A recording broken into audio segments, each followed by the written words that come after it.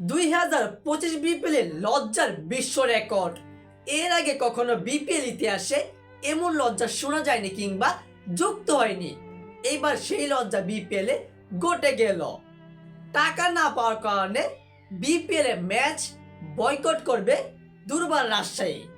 দর্শক, আজকে বিপিএল এ নিজস্ব অনুশীলন বাতিল করেছে, বয়কট জানিয়েছে দুর্বার রাজশাহী টিম।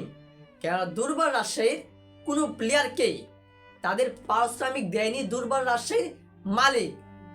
যে প্রত্যেকটা প্লেয়ারকে তারা টাকা দিয়ে কিনেছে, সেই টাকাটা কিন্তু এখন তাদেরকে দেয়নি দুর্বার রাজশাহীর মালিক।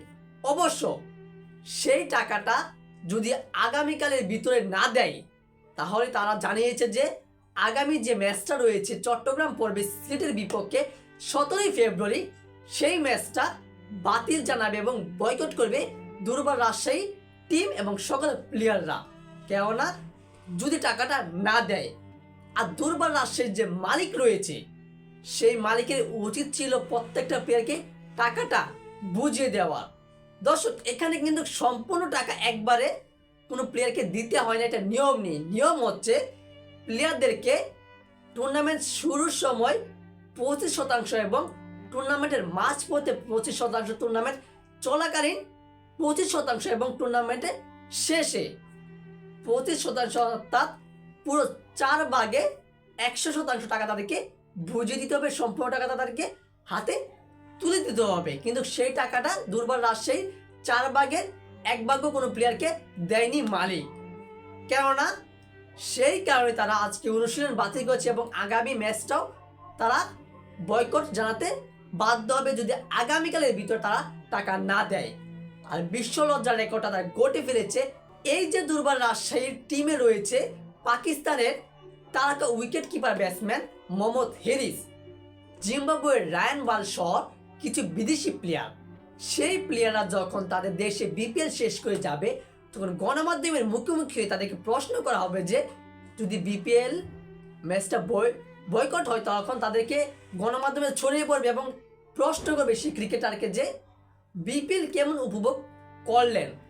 সেই প্রশ্নের উত্তরে প্লেয়ারটা জবাব দেবে, হ্যাঁ বিপিএল উপভোগ করেছি ভালোই, কিন্তু আমাদের টাকাটা ঠিকঠাক দেওয়া হয়নি, যার কারণে আমরা বিপিএল এর ম্যাচ বয়কটের কথা জানিয়েছি, বয়কট করেছি। এই রেকর্ডটা, লজ্জার রেকর্ডটা কিন্তু বাইরে ছড়িয়ে পড়বে, বাংলাদেশে দুর্নাম হবে। সেই দুর্নামটা কিন্তু করে যাচ্ছে দুর্বার রাজশাহীর মালিক। তাদেরকে টাকাটা দেওয়া, কেননা প্রত্যেকটা প্লেয়ারই টাকার জন্য ক্রিকেট খেলে।